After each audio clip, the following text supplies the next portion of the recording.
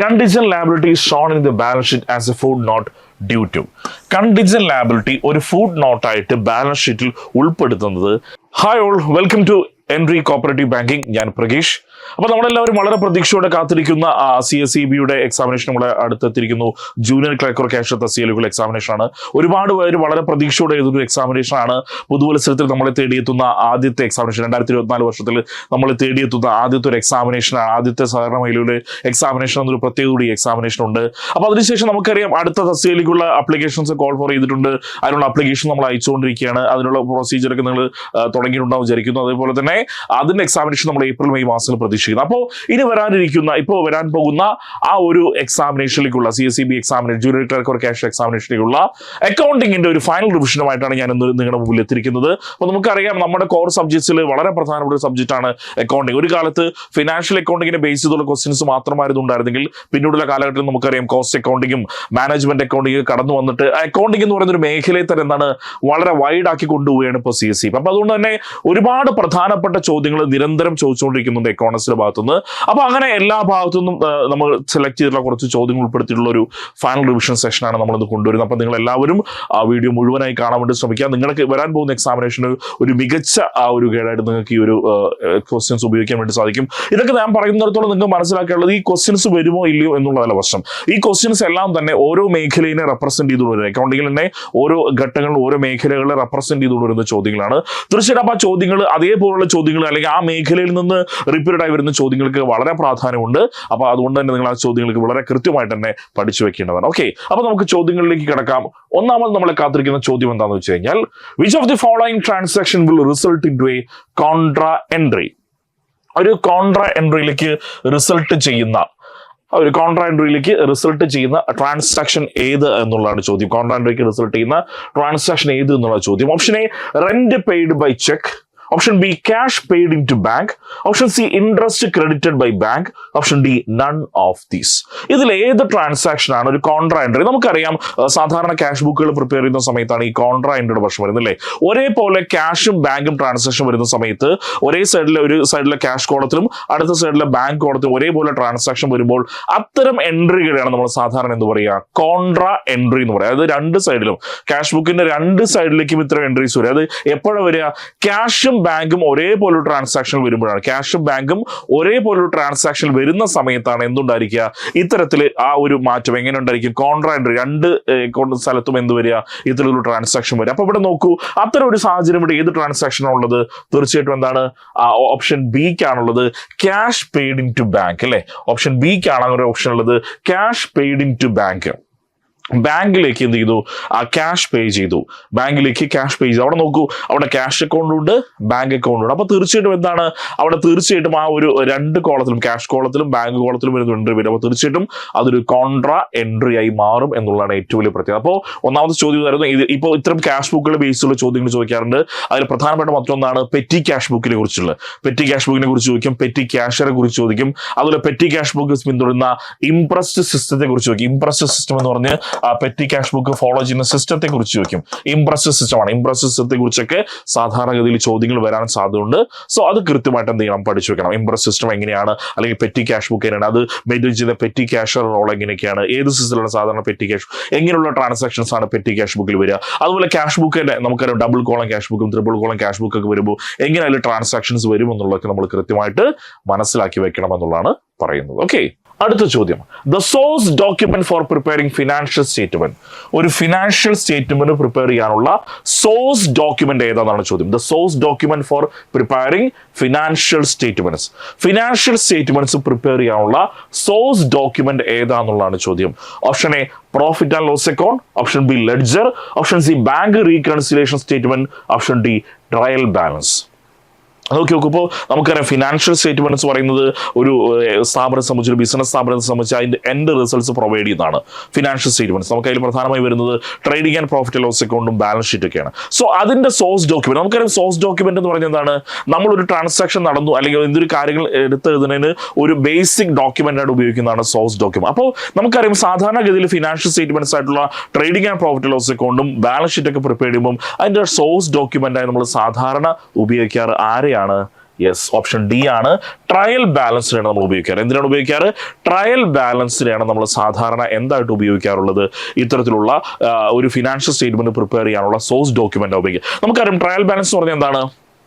നമുക്ക് സാധാരണ ഉണ്ടാവുന്ന നമ്മൾ അതുവരെ പ്രിപ്പയർ ചെയ്ത ലെഡ്ജർ അക്കൗണ്ട്സിന്റെ അരിത്തമെറ്റിക്കൽ ആക്യുറസി അറിയാൻ വേണ്ടി നമ്മൾ ഉപയോഗിക്കുന്ന ഒരു സ്റ്റേറ്റ്മെന്റ് ആണ് ഇത് ട്രയൽ ബാലൻസ്. അരിത്തമെറ്റിക്കൽ ആക്യുറസി അറിയുന്നതിന് വേണ്ടി മാത്രമാണ് അല്ലേ? അതുവരെ എഴുതിയിരിക്കുന്ന ട്രാൻസാക്ഷൻസ് ഒക്കെ ശരിയാണോ, അത് അരിത്തമെറ്റിക്കലി ആക്യുറേറ്റ് ആണോ? ശ്രദ്ധിക്കണം, അരിത്തമെറ്റിക്കലി ആക്യുറേറ്റ് ആണോ എന്ന് അറിയാൻ വേണ്ടി മാത്രം ശ്രദ്ധിക്കണം. അതായത് ആ ഒരു ട്രാൻസാക്ഷന്റെ ഓതൻസിറ്റിയോ ആ ട്രാൻസാക്ഷന്റെ ജെന്യൂനിറ്റിയോ ഒന്നും പ്രൂവ് ചെയ്യാൻ വേണ്ടിയിട്ടല്ല, അത് അരിത്തമെറ്റിക്കലി ആക്യുറേറ്റ് ആണോ എന്ന് അറിയുന്നതിന് വേണ്ടി, അല്ലെങ്കിൽ അത് മനസ്സിലാക്കുന്നതിന് വേണ്ടി മാത്രമാണ് നമ്മൾ എന്ത് ചെയ്യുന്നത്, അത്തരത്തിലൊരു സംഭവം ഉപയോഗിക്കുന്നത്. അപ്പോൾ അതുകൊണ്ട് അത് അരിത്തമെറ്റിക്കലി ആക്യുറേറ്റ് ആണ് നമ്മൾ ഉറപ്പുവരുത്തേണ്ടത് വളരെയധികം അത്യാവശ്യമാണ്. അരിത്തമെറ്റിക്കലി ആക്യുറേറ്റ് ആണ് ഉറപ്പുവരുത്താൻ വേണ്ടിയിട്ടാണ് ഈ ട്രയൽ ബാലൻസ് എന്നൊരു സ്റ്റേറ്റ്മെന്റ്. അപ്പോൾ ആ ട്രയൽ ബാലൻസിൽ നിന്നുകൊണ്ടാണ് പിന്നീട് നമ്മൾ എന്ത് ചെയ്യുന്നത്, ഫിനാൻഷ്യൽ സ്റ്റേറ്റ്മെന്റ്സ് ഒക്കെ പ്രിപ്പയർ ചെയ്യുന്നത് ആ ഒരു ട്രയൽ ബാലൻസിന്റെ ബേസിക്കിൽ നിന്നുകൊണ്ടാണെന്ന് പറയാം. Okay, next use the discount which is a deduction from invoice price. Invoice price എന്ന് നമ്മൾ കൊടുക്കുന്ന ഡിസ്കൗണ്ടിന് എന്ത് പറയും? ഡിസ്കൗണ്ട് എന്ന് പറയുന്നത് ഒരു ഇൻവോയ്സ് പ്രൈസിൽ ഡിഡക്ഷൻ ആയിട്ട് കൊടുക്കുകയാണെങ്കിൽ അത്തരം ഡിസ്കൗണ്ടിനെ നമ്മൾ എന്ത് പറയും? Option A trade discount, option B cash discount, option C bank discount, option D none of these. ഡിസ്കൗണ്ടുകൾ പലതരം. ഇപ്പൊ ഡിസ്കൗണ്ട് നമുക്കറിയാം പല കാര്യങ്ങൾക്ക് കൊടുക്കാറില്ല. നമ്മൾ സാധാരണഗതിയിൽ ആ വിലകൾ കുറച്ച് കൊടുക്കും, അല്ലെങ്കിൽ മറ്റ് അവർ തിരിച്ചടയ്ക്കുന്ന സമയത്തുള്ള. അപ്പൊ നമുക്കറിയാം ഒരാൾ ഇൻവോയ്സ് പ്രൈസ് ഒരു ബൾക്ക് ക്വാണ്ടിറ്റി പ്രൈസ് പർച്ചേസ് ചെയ്യുന്ന സമയത്ത് അയാൾ ആ ക്വാണ്ടിറ്റി പർച്ചേസ് ചെയ്യുന്ന ഭാഗമായിട്ട് നമ്മൾ ആ കൊടുക്കുന്ന വിലയിൽ തന്നെ കുറച്ച് കൊടുക്കുകയാണ്, ഇൻവോയ്സ് പ്രൈസിൽ തന്നെ നമ്മൾ കുറച്ച് കൊടുക്കുകയാണെങ്കിൽ അത്തരം ഡിസ്കൗണ്ടുകൾ നമ്മൾ എന്താണ് സാധാരണ പറയുക? ട്രേഡ് ഡിസ്കൗണ്ട് എന്നാണ് പറയുക. എന്താ പറയുക? ട്രേഡ് ഡിസ്കൗണ്ട് എന്ന് പറയും. അതായത് എവിടെ തന്നെയാണ് നമ്മളത് ആ സംഭവം വിൽക്കുമ്പോൾ തന്നെ, അല്ലെങ്കിൽ ആ സാധനം പർച്ചേസ് ചെയ്യുമ്പോൾ സെയിൽ ചെയ്യുമ്പോൾ തന്നെ അവിടെ ഒരു ബൾക്ക് ക്വാണ്ടിറ്റി എടുത്തതിന്റെ പേരിലായിട്ട് എന്താണ് ആദ്യം തന്നെ എന്ത് ചെയ്യാണ്, അവിടെ കുറച്ചുകൂടെ വിലയിൽ കുറച്ച് കൊടുക്കണം, ഇൻവോയ്സ് പ്രൈസിൽ നമ്മൾ ഡിഡക്ഷൻ കൊടുക്കുകയാണ്. അതിന് നമ്മൾ ട്രേഡ് ഡിസ്കൗണ്ട് എന്നാണ് പറയുക. എന്നാൽ ക്യാഷ് ഡിസ്കൗണ്ട് എന്ന് പറഞ്ഞ ഓപ്ഷൻ ഉണ്ട്. അതെന്താ ക്യാഷ് ഡിസ്കൗണ്ട് എന്ന് പറഞ്ഞാൽ? എന്താണ് ക്യാഷ് ഡിസ്കൗണ്ട് എന്ന് പറഞ്ഞാൽ? അവിടെ നമുക്കറിയാം ചില സമയത്ത് നമ്മൾ ക്രെഡിറ്റിനായിരിക്കും സാധനങ്ങൾ പർച്ചേസ് ചെയ്യും. അങ്ങനെ പർച്ചേസ് ചെയ്യുന്ന സമയത്ത് നമുക്ക് പിന്നീട് പൈസ കൊടുക്കാമെന്ന് പറയും. ആ പൈസ കൂടുതൽ പെട്ടെന്ന് നൽകുന്ന ആൾക്ക്, പ്രോംപ്റ്റ് പേയ്മെന്റ് നടത്തുന്നവർക്ക് ആ പ്രോംപ്റ്റ് പേയ്മെന്റ് എൻകറേജ് ചെയ്യാൻ വേണ്ടിയിട്ട് ബിസിനസ് സ്ഥാപനം കൊടുക്കുന്ന ഡിസ്കൗണ്ട് ആണ് ഇത് ക്യാഷ് ഡിസ്കൗണ്ട് എന്ന് പറയുന്നത്. അപ്പോൾ പ്രോംപ്റ്റ് പേയ്മെന്റിന് വേണ്ടിയിട്ടാണ്. ശ്രദ്ധിക്കണം, എന്തിനു വേണ്ടിയിട്ടാണ്? Prompt payment. ശ്രദ്ധിക്കണം, പ്രോംപ്റ്റ് പേയ്മെന്റിന് വേണ്ടിയിട്ടാണ് എന്ത് കൊടുക്കുന്നത്? തീർച്ചയായിട്ടും ക്യാഷ് ഡിസ്കൗണ്ട് കൊടുക്കുന്നതിന് വേണ്ടിയിട്ടാണ്, പ്രോംപ്റ്റ് പേയ്മെന്റിന് വേണ്ടിയിട്ടാണ് ക്യാഷ് ഡിസ്കൗണ്ട് കൊടുക്കുന്നത്. അവിടെ ട്രേഡ് ഡിസ്കൗണ്ട് എന്ന് പറയുന്ന ഒരു ബൾക്ക് ക്വാണ്ടിറ്റി പർച്ചേസ് ചെയ്യുന്നു, അതിന് മറ്റു കാര്യങ്ങൾ കൊണ്ടോ എന്താണ്, അല്ലെങ്കിൽ ഒരു പ്രിവിലേജ് കൊണ്ടോ അവർക്ക് എന്ത് ചെയ്യണം, ഇൻവോയ്സ് പ്രൈസിൽ എന്ത് ചെയ്യണം, ഡിഡക്ഷൻ കൊടുക്കുന്നതിനാണ് എന്ന് പറയുക ട്രേഡ് ഡിസ്കൗണ്ട് എന്ന് പറയുക. ക്യാഷ് ഡിസ്കൗണ്ട് എന്ന് പറയുന്നത് എന്തുമായിട്ട് ബന്ധപ്പെട്ടാണ്? അവരുടെ പ്രോംപ്റ്റ് പേയ്മെന്റുമായി ബന്ധപ്പെട്ട്. പ്രോംപ്റ്റ് പേയ്മെന്റ് ആണ് അവർ നടത്തുന്നതെങ്കിൽ അതിന് കൊടുക്കുന്ന ഒരു ഡിസ്കൗണ്ട് ആണ് ഇതെന്ന് പറയുന്നത് ക്യാഷ് ഡിസ്കൗണ്ട്. അപ്പൊ എന്തിനു വേണ്ടിയിട്ടാണ് അത് എൻകറേജ് ചെയ്യുന്നത്? കാരണം എത്രയും പെട്ടെന്ന് എല്ലാവരും ക്യാഷ് കൊടുക്കുക. അപ്പൊ നമ്മളിപ്പോൾ കൊടുക്കാനുള്ള 10,000 രൂപയാണെങ്കിൽ അവർ പറയാണ് ഇപ്പോൾ തരികയാണെങ്കിൽ നമ്മൾ 9,000 രൂപ കൊടുത്താൽ മതി എന്ന് പറയുമ്പോൾ നമ്മളെ സംബന്ധിച്ച് 1,000 രൂപ ലാഭം തന്നെയാണല്ലേ. അപ്പൊ ആ ലാഭത്തിന് വേണ്ടി നമ്മൾ പെട്ടെന്ന് പേയ്മെന്റ് നടത്താൻ തയ്യാറാവുമെങ്കിൽ അത് ബിസിനസ് സ്ഥാപനത്തിനെ സംബന്ധിച്ച് നല്ലതാണ്. കാരണം ബിസിനസ്സിന് നാളെ 10,000 കിട്ടുന്നതൊക്കെ വളരെ നല്ലതായിരിക്കും. ഒരു മാസം മുമ്പ് അല്ലെങ്കിൽ ഇപ്പോൾ എന്ത് ലഭിക്കുന്നത്, ഒരു 9,000 രൂപ ലഭിക്കുന്നത്. അപ്പൊ തീർച്ചയായിട്ടും എന്താണ് അത്തരത്തിന് അത് പ്രോത്സാഹിപ്പിക്കുന്നതിന് വേണ്ടി കൊടുക്കുന്ന ഡിസ്കൗണ്ട് ആണ് ഇത് ക്യാഷ് ഡിസ്കൗണ്ട്. പ്രോംപ്റ്റ് പേയ്മെന്റിന് കൊടുക്കുന്നതാണ് ഇത് ക്യാഷ് ഡിസ്കൗണ്ട് എന്ന് പറയുന്നു. Contingent liability is shown in the balance sheet as a footnote due to. Contingent liability ഒരു ഫുഡ് നോട്ടായിട്ട് ബാലൻസ് ഷീറ്റിൽ ഉൾപ്പെടുത്തുന്നത് ഏത് കൺസെപ്റ്റ് പ്രകാരമാണ് എന്നുള്ളതാണ് ചോദ്യം. നമുക്കറിയാം അക്കൗണ്ടിങ്ങിൽ ആകമാനം ഒരുപാട് ജനറലി ആക്സെപ്റ്റഡ് അക്കൗണ്ടിങ് പ്രിൻസിപ്പിൾസ് ഉണ്ട്. ആ അക്കൗണ്ടിങ് പ്രിൻസിപ്പിൾസിനെ ബേസ് ചെയ്തുകൊണ്ടാണ് നമ്മൾ എല്ലാ ട്രാൻസാക്ഷനും ചെയ്യുക. കാരണം അക്കൗണ്ടിങ് എവിടെയൊക്കെ ചെയ്യുന്നു അതിന്റെ ഒരു ബേസിക് ആയിട്ട് പ്രവർത്തിക്കുന്ന ഇത്തരത്തിലുള്ള ജനറലി ആക്സെപ്റ്റഡ് അക്കൗണ്ടിങ് പ്രിൻസിപ്പിൾസ് ആണ്. GAAP എന്നൊക്കെ നമ്മൾ പറയാറുണ്ട്, ജനറലി ആക്സെപ്റ്റഡ് അക്കൗണ്ടിങ് പ്രിൻസിപ്പിൾസ്. അപ്പോൾ അതിൽ ഏത് പ്രിൻസിപ്പിൾ അല്ലെങ്കിൽ ഏത് കൺസെപ്റ്റ് പ്രകാരമാണ് നമ്മളൊരു കണ്ടിജന്റ് ലാബിലിറ്റി ഒരു ബാലൻസ് ഷീറ്റിൽ ഒരു ഫുഡ് നോട്ടായിട്ട് ഉൾപ്പെടുത്തും? കാരണം നമുക്കറിയാം കണ്ടിജന്റ് ലാബിലിറ്റി എന്ന് പറയുന്ന ഒരു പ്രത്യേക സംഭവം സംഭവിച്ചാൽ മാത്രം ഉണ്ടാവാൻ സാധ്യതയുള്ള ലാബിലിറ്റിയാണ്. സോ അത് ഉണ്ടാവോ ഇല്ലയോ എന്നുള്ളത് നമുക്ക് ഉറപ്പില്ല. അപ്പൊ അതൊരു ഫുഡ് നോട്ടായിട്ട് ബാലൻസ് ഷീറ്റ് ഉൾപ്പെടുത്തുന്നത് ഏത് കൺസെപ്റ്റ് പ്രകാരം, ഏത് ജനറലി ആക്സെപ്റ്റഡ് അക്കൗണ്ടിങ് പ്രിൻസിപ്പിൾ പ്രകാരമാണെന്ന ചോദ്യം. Option A consistency, option B materiality, option C full disclosure, option D conservatism. ഇത് നിങ്ങൾക്ക് അറിയാം, വളരെ വ്യക്തമായി തന്നെ നമുക്ക് മനസ്സിലാവാം. ആ കണ്ടിജന്റ് ലാബിലിറ്റി ഫുഡ് നോട്ടായിട്ട് ബാലൻസ് ഷീറ്റിൽ ഉൾപ്പെടുത്തണം എന്നൊരു നിബന്ധന വരുമ്പോൾ തന്നെ നിങ്ങൾക്ക് മനസ്സിലാക്കാൻ വേണ്ടി സാധിക്കും അത് എന്തിന്റെ ഭാഗമാണ്? ഫുൾ ഡിസ്ക്ലോഷർ കൺസെപ്റ്റിന്റെ ഭാഗമാണ്. ഫുൾ ഡിസ്ക്ലോഷർ അതായത് ഒരു ബിസിനസിനെ സംബന്ധിച്ചിട്ടുള്ള എല്ലാ പ്രധാനപ്പെട്ട കാര്യങ്ങളും ബിസിനസ്സുമായി ബന്ധപ്പെട്ടവർക്ക് ഡിസ്ക്ലോസ് ചെയ്തിരിക്കണം എന്നൊരു കൺസെപ്റ്റ് പുറത്തു വരുന്നതാണ് ഇത് ഫുൾ ഡിസ്ക്ലോഷർ കൺസെപ്റ്റ്. സോ അത് പ്രകാരമാണ് ഒരു ബാലൻസ് ഷീറ്റിൽ കണ്ടിജന്റ് ലാബിലിറ്റി എന്തായിട്ട് കാണിക്കുന്നത്? ഫുഡ് നോട്ടായിട്ട് ഉൾപ്പെടുത്തുന്നു എന്നുള്ളത് മനസ്സിലാക്കുക. അപ്പോൾ ഇത്തരം ചോദ്യങ്ങൾ ഇപ്പോൾ കൺസെപ്റ്റുകൾ ഗോയിങ് കൺസേൺ കൺസെപ്റ്റിന്റെ ഭാഗത്തുനിന്ന് ചോദ്യം ഉണ്ടായിരിക്കാം, മെറ്റീരിയൽ കൺസെപ്റ്റിന്റെ ഭാഗത്ത്. അപ്പോൾ ഇത്തരം ജനറലി ആക്സെപ്റ്റഡ് അക്കൗണ്ടിങ് പ്രിൻസിപ്പിൾസിനെ ബേസ് ചെയ്തുകൊണ്ടുള്ള ചോദ്യങ്ങൾ പലപ്പോഴും നമുക്ക് ക്വസ്റ്റ്യൻ പേപ്പറിൽ കാണാറുണ്ട്. സോ ആ ഒരു ഭാഗങ്ങളിൽ നിന്നുള്ള വരുന്ന ചോദ്യങ്ങൾ കൃത്യമായി തന്നെ മനസ്സിലെടുത്തി പഠിച്ചു പോകണം. Okay, next, purchase of machinery on credit will be recorded in. Purchase of machinery on credit will be recorded in. ഞാൻ ഈ അടിവര എത്തിക്കുന്ന സംഭവമൊക്കെ വളരെ പ്രധാനപ്പെട്ട, അതുകൊണ്ടാണ് അതങ്ങനെ ചെയ്തിരിക്കുന്നത്. Purchase of machinery on credit, machinery ക്രെഡിറ്റിന് പർച്ചേസ് ചെയ്തു, ഇത് നമ്മൾ എവിടെ റെക്കോർഡ് ചെയ്യും എന്നുള്ളതാണ് ചോദ്യം.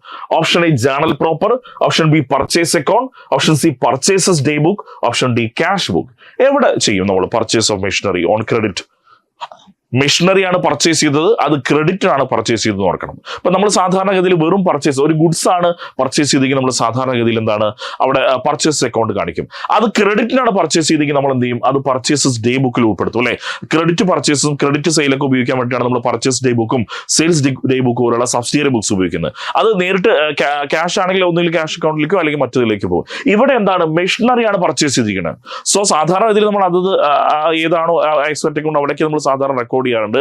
ഇവിടെ അത് ക്രെഡിറ്റിന് പർച്ചേസ് ചെയ്തുകൊണ്ട് തന്നെ അത് നമുക്ക് ക്യാഷ് ബുക്കിലേക്ക് കൊണ്ടുവരാൻ സാധിക്കില്ല. അപ്പൊ നമ്മൾ അവിടെ എഴുതും തീർച്ചയായിട്ടും ജേണൽ പ്രോപ്പറിലാണെന്ന് കാണിക്കുക. എവിടെ കാണിക്കുക? ജേണൽ പ്രോപ്പറിലാണ്. Purchase of machinery on credit will be record. എവിടെ കാണിക്കും? ജേണൽ പ്രോപ്പറിലാണ് നമ്മൾ കാണിക്കുക. കാരണം ഇതെന്താണ്? ക്രെഡിറ്റിന് പർച്ചേസ് ചെയ്യുന്ന ഫർണിച്ചർ, മെഷീനറി പോലുള്ള സംഭവങ്ങളൊക്കെ നമ്മൾ എവിടെ കാണിക്കുക? ജേണൽ പ്രോപ്പറിലാണ് നമ്മൾ സാധാരണ കാണിക്കുക എന്നുള്ളതാണ് ഏറ്റവും പ്രധാനപ്പെട്ട കാര്യം. അപ്പൊ നമ്മൾ ശ്രദ്ധിക്കണം, നമ്മൾ അറിയാതെ ഈ purchase on machinery on credit എന്ന് കാണുന്ന സമയത്ത് നമ്മൾ പെട്ടെന്ന് അത് പർച്ചേസസ് ഡേ ബുക്കിലേക്ക് കൊണ്ടുപോയി എഴുതാനുള്ള സമയം നമ്മൾക്കറിയാം. നമ്മൾ തെറ്റ് വരും, നമ്മൾ ശരിയാക്കാനല്ല എപ്പോഴും നമ്മുടെ മനസ്സിലുള്ള ടെൻഡൻസി പറയുന്നത്, എപ്പോഴും തെറ്റിലേക്ക് പോകാനുള്ള ടെൻഡൻസി വളരെ കൂടുതൽ. അപ്പൊ അതുകൊണ്ട് ഭാഗമായിട്ട് നമ്മൾ എപ്പോഴും തെറ്റിക്കുന്ന ഒരു ഭാഗമാണ് എന്ത്? ഈ പർച്ചേസസ് ഡേ ബുക്കിലേക്ക് ഈ സംഭവം കൊണ്ടുപോയി എഴുതും. കാരണം എന്താ? അവിടെ പർച്ചേസ്ഡ്, നമ്മൾ പർച്ചേസ്ഡ് ഗുഡ്സ് ഓൺ ക്രെഡിറ്റ് എന്ന കൺസെപ്റ്റ് ഇല്ല. അത് വരുമ്പോൾ മാത്രമാണ് അവിടെ പർച്ചേസ് ഡേ ബുക്കിൽ പോകുന്നത്. ഇവിടെ എന്താണ്? അവിടെ ഒരു അസറ്റ് ആണ് purchased, purchase of machinery on credit ആണ്. സോ അവിടെ നമ്മൾ എന്ത് ചെയ്യും? ജേണൽ പ്രോപ്പറിലേക്കാണ് അത് കൊണ്ടുപോകുന്നത്. അപ്പോൾ നമുക്ക് വളരെ നമ്മുടെ ഒരു എന്തൂസിയാസം കാരണം അല്ലെങ്കിൽ നമ്മൾ കൃത്യമായിട്ട് ചോദ്യം വായിക്കാത്ത കാരണം ചില ചോദ്യങ്ങൾ തെറ്റുവരാം. അത്തരത്തിൽ ഉൾപ്പെടുത്താവുന്ന ഒരു ചോദ്യമാണിത്. അപ്പോൾ ഇതിന് സമാനമായ ചോദ്യങ്ങൾ സാധാരണ ഉണ്ടാവുന്നതാണ് പർച്ചേസ് ഡേ ബുക്കുമായി ബന്ധപ്പെട്ടും സെയിൽസ് ഡേ ബുക്കുമായിട്ട് ബന്ധപ്പെട്ടൊക്കെ വരുന്നത്. അപ്പോൾ അവിടെ ക്രെഡിറ്റ് സെയിൽസും ക്രെഡിറ്റ് പർച്ചേസും ഒക്കെ നടന്നെങ്കിലാണ് ഈ പറയുന്ന സബ്സിഡിയറി ബുക്സ് ആയിട്ടുള്ള പർച്ചേസ് ഡേ ബുക്കിലേക്കും സെയിൽസ് ഡേ ബുക്കിലേക്കും സാധാരണ വരാറ്. Okay, next question. Sale of furniture is credited to sales account is an error of. Furniture sale ചെയ്തത് സെയിൽസ് അക്കൗണ്ടിലേക്ക് ക്രെഡിറ്റ് ചെയ്തു, അത് ഏത് തരത്തിലുള്ള എറർ ആണ് എന്നുള്ള ചോദ്യം. നമുക്കറിയാം, നമ്മൾ സാധാരണഗതിയിൽ ട്രയൽ ബാലൻസ് പ്രിപ്പയർ ചെയ്യുമ്പോൾ നമുക്കറിയാം ട്രയൽ ബാലൻസ് എന്തിനാണ് പ്രിപ്പയർ ചെയ്യുന്നത്? നമ്മൾ ഇതുവരെ പ്രിപ്പയർ ചെയ്തിട്ടുള്ള ലെഡ്ജർ അക്കൗണ്ട്സിന്റെ അരിത്തമെറ്റിക്കൽ ആക്യുറസി ടെസ്റ്റ് ചെയ്യാൻ വേണ്ടിയിട്ടാണ്. അപ്പോഴാണ് നമ്മൾ മനസ്സിലാക്കുക ഇതിന് ചില എറേഴ്സ് ഒക്കെ സംഭവിച്ചിട്ടുണ്ട്, ചില കാര്യങ്ങൾ എഴുതുന്നതിൽ വ്യത്യാസം സംഭവിച്ചിരുന്നത്, ചില എറേഴ്സ് സംഭവിക്കാം. പലതരത്തിലുള്ള എറേഴ്സ് ആണ്. എറേഴ്സ് ഓഫ് കമ്മീഷൻ ഉണ്ട്, എറേഴ്സ് ഓഫ് ഒമിഷൻ ഉണ്ട്, കോമ്പൻസേറ്റിംഗ് എറേഴ്സ് ഉണ്ട്, എറേഴ്സ് ഓഫ് പ്രിൻസിപ്പിൾ ഉണ്ട് അല്ലേ. അപ്പോൾ എന്താണ് ഇവിടെ സംഭവിച്ച എറർ എന്താ നോക്കൂ. ഫർണിച്ചർ സെയിൽ ചെയ്ത്, നമുക്ക് സാധാരണ ഫർണിച്ചർ സെയിൽ ചെയ്യാന്നുള്ളത് ഒരു ഗുഡ്സ് സെയിൽ ചെയ്യുമ്പോൾ മാത്രമാണ് അത് സെയിൽസ് അക്കൗണ്ടിലേക്ക് വരും അല്ലേ. ഗുഡ്സ് സെയിൽസ് ഓഫ് ഗുഡ്സ് ആണ് എവിടേക്ക് വരുള്ളൂ? സെയിൽസ് അക്കൗണ്ടിൽ വരും. ഇവിടെ എന്താണ്? ഫർണിച്ചർ സെയിൽ ചെയ്തത് തെറ്റായിട്ട് എവിടെ രേഖപ്പെടുത്തി? Sales account. അതൊരു എറർ ആണ് അല്ലേ. അപ്പൊ സെയിൽസ് അക്കൗണ്ടിൽ രേഖപ്പെടുത്താൻ പാടില്ലാത്തൊരു കാര്യമാണത്. അപ്പോൾ ഒരു ഫർണിച്ചർ സെയിൽ ചെയ്ത കാര്യം എവിടെ എഴുതി? നമ്മൾ സെയിൽസ് അക്കൗണ്ടിൽ കൊണ്ടുചെന്ന് എഴുതി. ഫർണിച്ചർ സെയിൽ ചെയ്ത എവിടെ കൊണ്ട് എഴുതി? സെയിൽസ് അക്കൗണ്ടിൽ കൊണ്ടുചെന്ന് നമ്മൾ എഴുതി. സെയിൽസ് അക്കൗണ്ടിൽ കൊണ്ടുചെന്ന്. അത് എന്ത് തരത്തിലുള്ള എറർ ആണ്? തീർച്ചയായിട്ടും അത് എറർ ഓഫ് പ്രിൻസിപ്പിൾ ആണ്. അതായത് അവിടെ ഒരു ജനറലി ആക്സെപ്റ്റഡ് അക്കൗണ്ടിംഗ് പ്രിൻസിപ്പിൾസിന്റെ വയലേഷൻ ആണ് ഉണ്ടായത് അല്ലേ. കാരണം അത് എവിടെ എഴുതാൻ പാടില്ലാത്താണ്? സെയിൽസ് അക്കൗണ്ടിൽ എഴുതാൻ പാടില്ലാത്തൊരു സംഭവം എന്ത് ചെയ്തു? സെയിൽസ് അക്കൗണ്ടിൽ കൊണ്ടുപോയി. അപ്പോൾ അവിടെ എന്തിന്റെ വയലേഷൻ നടക്കുന്നത്? ഒരു ബേസിക് പ്രിൻസിപ്പിളിന്റെ വയലേഷൻ, ഒരു ജനറലി ആക്സെപ്റ്റഡ് അക്കൗണ്ടിംഗ് പ്രിൻസിപ്പിളിന്റെ വയലേഷൻ നടക്കുന്നതുകൊണ്ട് തന്നെ അത്തരം എറേഴ്സിന് നമ്മൾ എന്താ പറയുക? എറേഴ്സ് ഓഫ് പ്രിൻസിപ്പിൾ എന്നാണ് പറയുക. എറേഴ്സ് ഓഫ് പ്രിൻസിപ്പിൾ എന്നാണ് അത്തരം എറേഴ്സ് നമ്മൾ പറയുക. അതുപോലെ തന്നെ എറേഴ്സ് ഓഫ് കമ്മീഷൻ എന്ന് പറഞ്ഞാൽ നമ്മൾ എഴുതുന്ന സമയത്തോ എടുത്തെഴുതുന്ന സമയത്തോ ടോട്ടലിങ്ങിലോ ബാലൻസിലേക്ക് വരുന്ന തെറ്റാണ് നമ്മൾ എറേഴ്സ് ഓഫ് കമ്മീഷൻ എന്ന് പറയുക. എറേഴ്സ് ഓഫ് ഒമിഷൻ എന്ന് പറഞ്ഞാൽ ചില എമൗണ്ടുകൾ എഴുതാതെ വിടുക, ചില ആസ്പെക്ടുകൾ എഴുതാതെ വിടുന്നതിനെ നമ്മൾ എന്താ പറയുക? Errors of omission. അത് തന്നെ കംപ്ലീറ്റ് ഒമിഷൻ ഉണ്ട്, പാർഷ്യൽ ഒമിഷൻ ഉണ്ട്. കംപ്ലീറ്റ് ഒമിഷൻ ഉണ്ട്, അതുപോലെ തന്നെ പാർഷ്യൽ ഒമിഷൻ ഉണ്ട്. മറ്റൊന്ന് കോമ്പൻസേറ്റിംഗ് എറേഴ്സ് പറഞ്ഞാൽ ഒരു എററിന് കൂടെ അത് എന്ത് ചെയ്യുക? മറ്റൊരു എറർ കോമ്പൻസേറ്റ് ചെയ്തു. ഒരു എറർ ഉണ്ടാവുന്നു, അതിനെ കോമ്പൻസേറ്റ് ചെയ്തുകൊണ്ട് മറ്റൊരു എറർ ഉണ്ടാവുന്നു. അപ്പൊ അതിന്റെ റിസൾട്ട് എന്തായിരിക്കും? നെറ്റ് റിസൾട്ട് നില്ലായിരിക്കും. അങ്ങനെ വരുന്ന എറേഴ്സ് ഉണ്ട്. അതിനെയാണ് നമ്മൾ എന്താ പറയുക? കോമ്പൻസേറ്റിംഗ് എറേഴ്സ് എന്ന് പറയുക. അത്തരം വരുന്നത്. അപ്പോൾ ഈ എറേഴ്സിന്റെ ഭാഗത്തു നിന്നുള്ള ചോദ്യങ്ങൾ സാധാരണ ട്രയൽ ബാലൻസും അതുപോലെ തന്നെ എറേഴ്സുമായി ബന്ധപ്പെട്ടുള്ള ചോദ്യങ്ങൾ സാധാരണ വരാറുള്ളതാണ്. അപ്പൊ ആ ചോദ്യങ്ങൾ കൃത്യമായി പഠിച്ചു പോകണം. എവിടെയാണ് ട്രയൽ ബാലൻസ് എന്താണെന്ന് മനസ്സിലാക്കണം. ആ ട്രയൽ ബാലൻസുമായി ബന്ധപ്പെട്ട എറേഴ്സ് ഏതൊക്കെ രീതിയിലാണ് വരുന്നതെന്ന് കൃത്യമായിട്ട് മനസ്സിലാക്കി വെക്കണം. Okay, next question. A promissory note is drawn by. Promissory note ആരാണ് ഡ്രോൺ ചെയ്യുന്നത്? പ്രോമിസറി നോട്ട് നമുക്ക് എല്ലാവർക്കും അറിയുന്ന ഒരു വളരെ പ്രധാനപ്പെട്ട ഒരു നെഗോഷ്യബിൾ ഇൻസ്ട്രുമെന്റ് ആണ് പ്രോമിസറി നോട്ട് എന്ന് പറയുന്നത്. ബിൽ ഓഫ് എക്സ്ചേഞ്ചും ആ പ്രോമിസറി നോട്ടും ഒക്കെ എന്താണ് വളരെ പ്രധാനപ്പെട്ട നെഗോഷ്യബിൾ ഇൻസ്ട്രുമെന്റ്. അതിൽ പ്രോമിസറി നോട്ട് ആരാണ് ഡ്രോൺ ചെയ്യുന്നതാണ് ചോദ്യം. പ്രോമിസറി നോട്ട് ആരാണ് ഡ്രോൺ ചെയ്യുന്നതാണ് ചോദ്യം. Option A debtor, option B creditor, option C payee, option D none of this. ആരാണ് ഒരു പ്രോമിസറി നോട്ട് ഡ്രോൺ ചെയ്യുന്നുണ്ടായിരിക്കുക? നമുക്ക് വളരെ പ്രധാനപ്പെട്ട നെഗോഷ്യബിൾ ഇൻസ്ട്രുമെന്റ് ആണ് പ്രോമിസറി നോട്ട് അല്ലേ. നമ്മളിപ്പോ രാജമാണിക്യം സിനിമയ്ക്ക് കാണുന്ന പറയും ഇപ്പൊ പൈസ എടുത്തിട്ട് ബാക്കി പത്രത്തിൽ എഴുതി തരുന്ന പറയും അല്ലേ. അപ്പൊ എന്താന്ന് ചോദിക്കുന്നുണ്ടല്ലോ, അപ്പൊ അയാൾ പറയുന്നുണ്ട് പ്രോമിസറി നോട്ട്. അപ്പൊ അത് മതി എന്ന് അയാൾ പറയുന്നിടത്ത് തന്നെ പ്രോമിസറി നോട്ടിന്റെ ഒരു ആധികാരികത ഉണ്ട് അല്ലേ. എന്താണ് പ്രോമിസറി? ബിൽ ഓഫ് എക്സ്ചേഞ്ച് പ്രത്യേകത. ബിൽ ഓഫ് എക്സ്ചേഞ്ച് സാധാരണ ഇതിൽ പൈസ കിട്ടാനുള്ള ആള് മറ്റാളെ കൊണ്ട് നിർബന്ധമായി എഴുതി എടുപ്പിച്ചിട്ടില്ലേ. അങ്ങനെ അയാൾ എഴുതി ഉണ്ടാക്കിയിട്ട് മറ്റാളെ കൊണ്ട് സൈൻ ചെയ്യും. പൈസ തരാനുള്ള ആൾക്കാർ സൈൻ ചെയ്ത് തരാം, നിങ്ങൾ തരണം എന്ന് പറഞ്ഞ് സൈൻ ചെയ്യിക്കുന്നതാണ് ബിൽ ഓഫ് എക്സ്ചേഞ്ച്. എന്നാൽ പ്രോമിസറി നോട്ടിന്റെ പ്രത്യേകത ആരാണോ പണം നൽകാനുള്ളത് ആ വ്യക്തി തന്നെ സ്വയം തയ്യാറാക്കുന്ന ഒരു പ്രോമിസ് ആണ്. അവിടെ ഒരു പ്രോമിസ് ആണ്. മറ്റേതിലൊരു ഓർഡർ ആണ് വരുന്നത്. മറ്റേതിലൊരു ഓർഡർ ആണ് വരുന്നത് ഇവിടെ ബിൽ ഓഫ് എക്സ്ചേഞ്ചിൽ. പക്ഷെ ഇവിടെ എന്താണ്, ആരാണോ പണം നൽകാനുള്ളത് ആ വ്യക്തി തന്നെ നൽകുന്ന ഒരു പ്രോമിസ് ആണ്. ആ വ്യക്തി തന്നെ നൽകുന്ന ഒരു പ്രോമിസ് ആണ്. അപ്പൊ അതുകൊണ്ട് തന്നെ ആ പ്രോമിസിന് വളരെയധികം പ്രാധാന്യമാണ്. അപ്പോൾ ആ പ്രോമിസ് ആയിട്ടുകൊണ്ട് വരുന്നത് തന്നെ എന്താണ്, അവിടെ ആരായിരിക്കും അത് പ്രിപ്പയർ ചെയ്യുന്നുണ്ട്? തീർച്ചയായിട്ടും ഡെപ്റ്റർ ആയിരിക്കും ഒരു പ്രോമിസറി നോട്ട് ഡ്രോൺ ചെയ്യുക. ആരാണോ പണം കൊടുക്കാനുള്ളത് ആ വ്യക്തി തന്നെയാണ് സാധാരണഗതിയിൽ എന്ത് ചെയ്യുക, പ്രോമിസറി നോട്ട് ഡ്രോൺ ചെയ്യാറുള്ളതാണ് ഏറ്റവും വലിയ പ്രത്യേകത. അപ്പോൾ പ്രോമിസറി നോട്ട് അയാൾ തന്നെ ഡ്രോൺ ചെയ്യുന്നതുകൊണ്ട് തന്നെ വളരെ പ്രധാനമായി നമുക്ക് മനസ്സിലാക്കേണ്ടതുണ്ട്. കാരണം ഇങ്ങനെയാണ് അതിന്റെ കാര്യങ്ങൾ വരിക. അപ്പോൾ എന്താണ് പ്രോമിസറി നോട്ട്? അവിടെ ഒരു പ്രോമിസ് ആണ്. അയാൾ സ്വയം പറയുകയാണ് ഞാൻ ഇത്ര ദിവസത്തിനുള്ളിൽ എന്ത് ചെയ്യാം, ഞാൻ തരാനുള്ള പണം നൽകിക്കൊള്ളാം എന്ന് പറയുന്ന ഒരു പ്രോമിസ് ആണ്. സോ അതുകൊണ്ട് തന്നെ പ്രോമിസറി നോട്ടിന് എന്തുണ്ട്, അതിൻ്റെതായ വലിയ പ്രാധാന്യമുണ്ട് എന്നുള്ളതാണ് പറയുന്നത്. അപ്പോൾ പ്രോമിസറി നോട്ട് എന്നുള്ള ചോദ്യങ്ങൾ, ബിൽ ഓഫ് എക്സ്ചേഞ്ച് എന്ന് വരുന്ന ചോദ്യങ്ങളൊക്കെ വളരെ പ്രധാനപ്പെട്ടാണ്. സോ ഈ നെഗോഷ്യബിൾ ഇൻസ്ട്രുമെന്റുമായി ബന്ധപ്പെട്ട് അതുപോലെ ചെക്കുമായി ബന്ധപ്പെട്ട ചോദ്യങ്ങൾ, പലതരത്തിലുള്ള ചെക്കുമായി ബന്ധപ്പെട്ട ചോദ്യങ്ങൾ വരാറുണ്ട്. അതൊക്കെ ഒന്ന് കൃത്യമായിട്ട് നോട്ട് ചെയ്ത് വെക്കുന്നത് വളരെ. ചെക്കുമായി ബന്ധപ്പെട്ട് മെയിനായിട്ട് ബാങ്കിങ്ങിനെ ബേസ് ചെയ്താണ് വരുന്നതെങ്കിൽ പോലും ഇടയ്ക്ക് എന്താണ് അത് അക്കൗണ്ടിങ്ങിനെ ബേസ് ചെയ്ത് കൂടി അത്തരം ചോദ്യങ്ങൾ വരാറുണ്ട് എന്നുള്ളതാണ് മനസ്സിലാക്കേണ്ടത്. Okay, next, dash the amount received by a non-profit making institution from individuals as per will. അതായത് ഒരു വ്യക്തിയുടെ വിൽ പ്രകാരം ഒരു നോൺ പ്രോഫിറ്റ് ഓർഗനൈസേഷൻ ലഭിക്കുന്ന എമൗണ്ടിനെ എന്താണ് പറയുക? ഇപ്പൊ നമ്മളൊരു ഒരു വ്യക്തിയുടെ വിൽപത്രം പ്രകാരം ഒരു നോൺ പ്രോഫിറ്റ് ഓർഗനൈസേഷന് ഒരു വ്യക്തിയുടെ വിൽ പ്രകാരം ലഭിക്കുന്ന എമൗണ്ടിനെ എന്താണ് പറയുക എന്ന് ചോദിക്കുന്നത്. Option A grand, option B donation, option C legacy, option D specific donation. ഇതിൽ പലരും ഡൊണേഷനിലേക്ക് സാധാരണ പോകാറുണ്ട്. പക്ഷെ ഒരു വ്യക്തിയുടെ അയാൾ ഡിസീസ്ഡ് പേഴ്സന്റെ വിൽ പ്രകാരം ഒരു നോൺ പ്രോഫിറ്റ് ഓർഗനൈസേഷൻ, ഇപ്പൊ നമുക്കറിയാം നോൺ പ്രോഫിറ്റ് ഓർഗനൈസേഷൻ എന്ന് പറഞ്ഞാൽ എന്താണ്, ലാഭം ആഗ്രഹിക്കാതെ സൊസൈറ്റിയുടെ വെൽഫെയറും അതിന്റെ മെമ്പേഴ്സിന്റെ വെൽഫെയറിനൊക്കെ പ്രവർത്തിക്കുന്ന ഓർഗനൈസേഷനാണ് നോൺ പ്രോഫിറ്റ് ഓർഗനൈസേഷൻ എന്ന് പറയാം. അപ്പൊ അവിടെ നമ്മൾ ആലോചിക്കും എന്തുകൊണ്ടാണ് ഇപ്പൊ നോൺ പ്രോഫിറ്റ് ഓർഗനൈസേഷൻ സംബന്ധിച്ച അക്കൗണ്ട്സ്? കാരണം അവിടെ എന്തുണ്ട്, അവർക്ക് ലാഭവും നഷ്ടവും കണക്കാക്കേണ്ടതുള്ളൂ. പക്ഷെ അവിടെ വരവ് ചെലവുകൾ ഉണ്ടായിരിക്കും, അവർ പലതരത്തിലുള്ള വരവുകളുണ്ട്, പലതരത്തിലുള്ള ചെലവുകളുണ്ട് അല്ലേ. ഇതൊക്കെ കൃത്യമായി രേഖപ്പെടുത്താൻ അവർക്കും അക്കൗണ്ടിങ്ങിന്റെ ആവശ്യമുണ്ട് അല്ലേ. അപ്പൊ നോൺ പ്രോഫിറ്റ് ഓർഗനൈസേഷന് ഒരു വ്യക്തിയുടെ വിൽ പ്രകാരം കിട്ടുന്ന എമൗണ്ടിനെ നമ്മൾ സാധാരണ എന്താ പറയുക, ലെഗസി എന്നാണ് പറയുക. ഓപ്ഷൻ സി ആണ് കറക്റ്റ് ആൻസർ. ലെഗസി എന്നാണ് അതിന് പറയുക, ഒരു വ്യക്തിയുടെ വിൽ പ്രകാരം ലഭിക്കുന്നത്. ഗ്രാൻഡ് എന്ന് പറയുന്നത് അത്തരം നോൺ പ്രോഫിറ്റ് ഓർഗനൈസേഷൻസിന് എന്താണ്, ഗവൺമെന്റിന്റെയും മറ്റ് സന്നദ്ധ സംഘടനകളുടെ ഭാഗത്ത് നിന്ന് കിട്ടുന്നതാണ്. ഡൊണേഷൻ എന്ന് പറയുന്ന വ്യക്തികളോ സ്ഥാപനങ്ങൾക്ക് അവർക്ക് നൽകുന്ന എമൗണ്ട് ആണ് ഡൊണേഷൻ. അതിൽ തന്നെ സ്പെസിഫിക് ഡൊണേഷൻ എന്ന് പറയുന്നൊരു സംഭവം വേറെയുണ്ട്. കാരണം അവിടെ ഏതെങ്കിലും ഒരു സ്പെഷ്യൽ പർപ്പസിന് വേണ്ടി കൊടുക്കുന്ന ഡൊണേഷൻ എന്താണ്, സ്പെസിഫിക് ഡൊണേഷൻ. അപ്പോൾ ആ ഒരു പ്രധാനപ്പെട്ട വരുമാനങ്ങളാണ് ഒരു നോൺ പ്രോഫിറ്റ് ഓർഗനൈസേഷന് സാധാരണ ഉള്ളത്. അപ്പോൾ ഈ നോൺ പ്രോഫിറ്റ് ഓർഗനൈസേഷനെ ബന്ധപ്പെട്ടുള്ള ചോദ്യങ്ങളും എന്താണ് സാധാരണ നമ്മൾ പ്രതീക്ഷിക്കാറുണ്ട്. ഇടയ്ക്കിടയ്ക്ക് നോൺ പ്രോഫിറ്റ് ഓർഗനൈസേഷനെ കുറിച്ചുള്ള ചോദ്യങ്ങൾ നമുക്ക് പ്രതീക്ഷിക്കാം. Okay, next question, the balance of income and expenditure account is. Income and expenditure അക്കൗണ്ടിന്റെ ബാലൻസ് എന്തായിരിക്കും? Option A closing cash balance, option B profit or loss, option C closing capital balance, option D surplus or deficit. എന്താണ് ഒരു income and expense? നമുക്കറിയാം ഒരു non profit ഓർഗനൈസേഷനിൽ നമ്മൾ prepare ചെയ്യുന്ന പ്രധാനപ്പെട്ട രണ്ട് അക്കൗണ്ടുകൾ, ഒന്ന് റെസിപ്റ്റ്സ് ആൻഡ് പേയ്മെന്റ്സ് അക്കൗണ്ടും മറ്റൊന്ന് ഇൻകം ആൻഡ് എക്സ്പെൻഡിച്ചർ അക്കൗണ്ടും. എന്താണ് റെസിപ്റ്റ്സ് ആൻഡ് പേയ്മെന്റ്സ് അക്കൗണ്ട് നമ്മൾ എന്തിനു വേണ്ടിയിട്ട് ഉപയോഗിക്കുന്നത്? എല്ലാ ക്യാഷ് റെസിപ്റ്റ്സും എല്ലാ ക്യാഷ് പേയ്മെന്റ്സും കൊടുക്കാനാണ്. അതുകൊണ്ട് തന്നെ അത് ഒരു റിയൽ അക്കൗണ്ട് ആണ്. റെസിപ്റ്റ്സ് ആൻഡ് പേയ്മെന്റ്സ് അക്കൗണ്ട് എന്ത് അക്കൗണ്ടാണ്? ഒരു റിയൽ അക്കൗണ്ട് ആണെന്ന് പറയും. കാരണം എന്താ, അതിൽ എല്ലാ ക്യാഷ് റെസിപ്റ്റ്സും എല്ലാ ക്യാഷ് പേയ്മെന്റ്സും ആണ് വരും. ക്യാഷ് എന്ന് പറയുന്ന അസറ്റ് ആണ്, അതുകൊണ്ട് റിയൽ അക്കൗണ്ട് ആണ്. അതുപോലെ തന്നെ എന്താണ്, both revenue and capital items വരും. കാരണം എല്ലാ ക്യാഷ് റെസിപ്റ്റ്സും എല്ലാ ക്യാഷ് പേയ്മെന്റ്സും വരുന്നതുകൊണ്ട് എന്താണ് അവിടെ ഒരു. അതുപോലെ തന്നെ ഒരു പ്രോഫിറ്റ് ഓർഗനൈസേഷനിൽ ഒരു ക്യാഷ് ബുക്ക് എന്താണോ ചെയ്യുന്നത് അതാണ് ഒരു റെസിപ്റ്റ്സ് ആൻഡ് പേയ്മെന്റ്സ് അക്കൗണ്ട് നമ്മൾ സാധാരണ ചെയ്യാറ്. ഇനി അതേപോലെ പ്രധാനപ്പെട്ട മറ്റൊരു അക്കൗണ്ടാണ് income and expenditure account. Income and expenditure account എടുക്കുമ്പോൾ എന്താണ്, ഒരു പ്രോഫിറ്റ് ഓർഗനൈസേഷനിൽ പ്രോഫിറ്റ് ആൻഡ് ലോസ് അക്കൗണ്ട് എന്താണോ ചെയ്യുന്നത്, മനസ്സിലാക്കണം. ഒരു പ്രോഫിറ്റ് ഓർഗനൈസേഷനിൽ പ്രോഫിറ്റ് ആൻഡ് ലോസ് അക്കൗണ്ട് എന്താണോ ചെയ്യുന്നത് അതിന് പകരമായിട്ട് ഒരു നോൺ പ്രോഫിറ്റ് ഓർഗനൈസേഷൻ ഉപയോഗിക്കുന്ന അക്കൗണ്ട് ആണ് ഇത് ഇൻകം ആൻഡ് എക്സ്പെൻഡിച്ചർ അക്കൗണ്ട്. അപ്പൊ അവിടെ എന്താണ് അവരുടെ ഇൻകംസും എക്സ്പെൻഡിച്ചേഴ്സും ഒക്കെ കൃത്യമായി രേഖപ്പെടുത്തും. അതുകൊണ്ട് തന്നെ അവിടെ എന്താണ് വെറും ഒരു കുറച്ച് ഐറ്റംസ് മാത്രമേ നമ്മൾ റവന്യൂ ഐറ്റംസ് മാത്രമേ പരിഗണിക്കുന്നുള്ളൂ. അതിനുശേഷം എന്താണ് അതിന്റെ അവസാനം നമുക്ക് പ്രോഫിറ്റ് ലോസ് കണ്ടുപിടിക്കേണ്ട അല്ലെ. സാധാരണ ഇതിൽ പ്രോഫിറ്റ് ലോസ് കൊണ്ട് ബാലൻസ് എന്തായിരിക്കും, ഒന്നുകിൽ പ്രോഫിറ്റ് അല്ലെങ്കിൽ ലോസ് ആയിരിക്കും. ഇവിടെ എന്താണ് ഒരു നോൺ പ്രോഫിറ്റ് ഓർഗനൈസേഷൻ സംബന്ധിച്ച് അവിടെ പ്രോഫിറ്റും ലോസും ആവശ്യമില്ല. അപ്പൊ അതുകൊണ്ട് തന്നെ ഇൻകം ആൻഡ് എക്സ്പെൻഡിച്ചർ അക്കൗണ്ടിന്റെ ബാലൻസ് എന്ന് പറഞ്ഞാൽ എന്തായിരിക്കും, ഒന്നുകിൽ സർപ്ലസ് അല്ലെങ്കിൽ ഡെഫിസിറ്റ് ആയിരിക്കും. ഓപ്ഷൻ ഡി ആണ് correct answer, surplus or deficit. എപ്പോഴാണ് സർപ്ലസ് വരിക, ഇൻകം കൂടുതലും എക്സ്പെൻഡിച്ചർ കുറവാണെങ്കിൽ അവിടെ സർപ്ലസ് ആയിരിക്കും, എക്സ്പെൻഡിച്ചർ കൂടുതലും ഇൻകം കുറവാണെങ്കിൽ അവിടെ എന്തായിരിക്കും, ഡെഫിസിറ്റ് ആയിരിക്കും അല്ലെ. അപ്പൊ ഈ ഒരു തരത്തിലാണ് അത് ഒരു സർപ്ലസ് ഓർ ഡെഫിസിറ്റ് എന്ന് പറയുന്നത് ഇൻകം ആൻഡ് എക്സ്പെൻഡിച്ചർ അക്കൗണ്ടിന്റെ ബാലൻസ് ആണ്. അവിടെ ഇൻകം കൂടുതലും എക്സ്പെൻഡിച്ചർ കുറവാണെങ്കിൽ സർപ്ലസ് ആയിരിക്കും, എക്സ്പെൻഡിച്ചർ കൂടുതലും ഇൻകം കുറവാണെങ്കിൽ അവിടെ എന്തായിരിക്കും, ഡെഫിസിറ്റ് ആയിരിക്കും എന്നുള്ളതാണ് മനസ്സിലാക്കുക. അപ്പോൾ പ്രധാനമായ രണ്ട് അക്കൗണ്ട്സ് വരുന്ന ഒന്ന് റെസിപ്റ്റ്സ് ആൻഡ് പേയ്മെന്റ്സ് അക്കൗണ്ടും ഇൻകം ആൻഡ് എക്സ്പെൻഡിച്ചർ അക്കൗണ്ടാണ്. ഇതിനെ സംബന്ധിച്ചിടത്തോളം നോൺ പ്രോഫിറ്റ് ഓർഗനൈസേഷനെ സംബന്ധിച്ചിടത്തോളം അപ്പൊ അത് കൃത്യമായിട്ട് മനസ്സിലാക്കി വയ്ക്കുക. ആ ഭാഗത്ത് സാധാരണ ചോദിക്കുന്ന മോഡൽ ക്വസ്റ്റ്യൻസ് ഇതൊക്കെയാണെന്ന് പറയാം. Okay, next question, direct expenses are shown in. എവിടെയാണ് നമ്മൾ ഡയറക്റ്റ് എക്സ്പെൻസസ് കാണിക്കുക എന്നുള്ളതാണ്.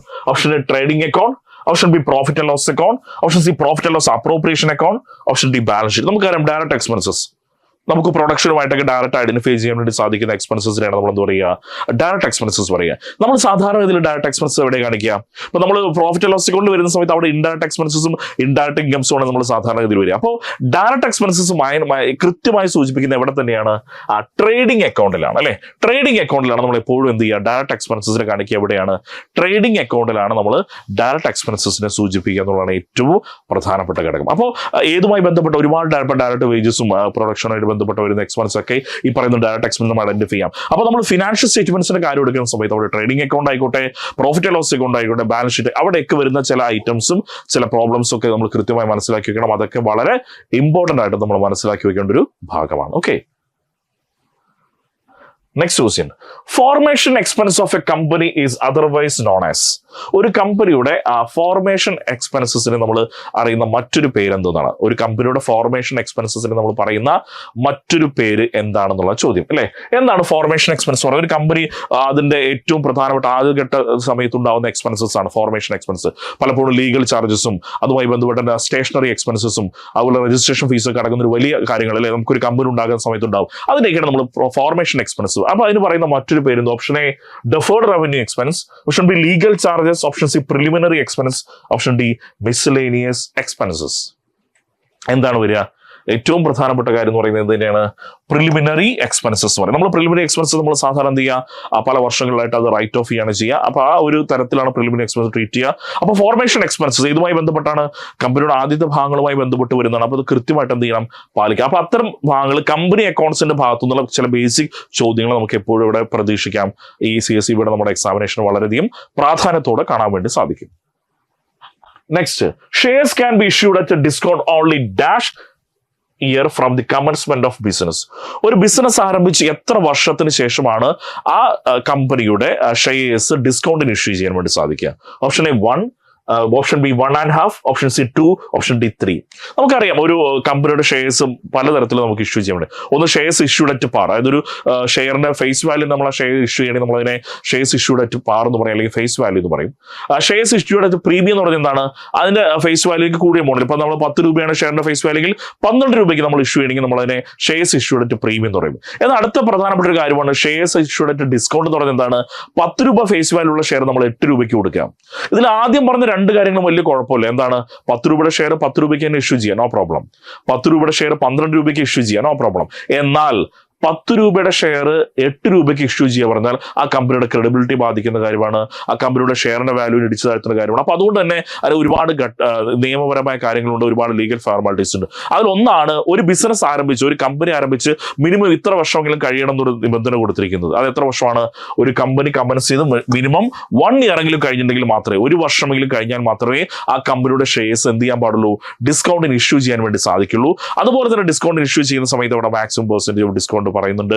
അതേപോലെ തന്നെ എന്താണ് കമ്പനിയുടെ സ്പെഷ്യൽ റെസൊല്യൂഷൻസിനെ കുറിച്ച് പറയുന്നത്. ഇതൊക്കെ ബാധിച്ചാൽ മാത്രം, ഇതൊക്കെ കൃത്യമായി പാലിച്ചാൽ മാത്രമേ എന്ത് ചെയ്യാൻ പറ്റുള്ളൂ, നമുക്ക് തോന്നിയ പോലെ എന്ത് ചെയ്യാൻ പറ്റില്ല, നമുക്ക് ഷെയർസ് ഡിസ്കൗണ്ടിൽ ഇഷ്യൂ ചെയ്യാൻ പറ്റില്ല. അപ്പൊ ഷെയർസ് ഡിസ്കൗണ്ടിൽ ഇഷ്യൂ ചെയ്യുന്ന കാര്യം, പ്രീമിയത്തിൽ ഇഷ്യൂ ചെയ്യുന്ന കാര്യമൊക്കെ നമ്മൾ കൃത്യമായിട്ട് എന്ത് ചെയ്യുക, മനസ്സിലാക്കി വെക്കുക. Okay,